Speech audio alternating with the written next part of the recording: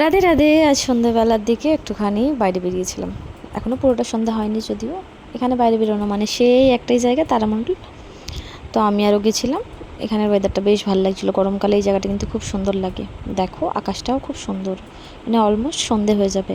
এখানে দেখতে গেলে 7টার পর সন্ধে হয়, সেই কারণে আমি বললাম এখনও সন্ধে হয়নি, কিন্তু আমাদের ওখানে দেখতে গেলে এই টাইমে অন্ধকার নেমে আসে। তো যাই হোক, এই সব দেখতে দেখতে আমরা খানিকটু সামনের দিকেই গেলাম, ভিতরে পুরোটা ঢুকিনি। এখানে এই যে তারামণ্ডলের একদম মেন গেট, তো ওখান থেকে ঘুরে আমরা সাইডে একটা দোকান থেকে, যেখানে আমরা গেছিলাম সেই দোকানের সামনেই দাঁড়িয়েছিলাম।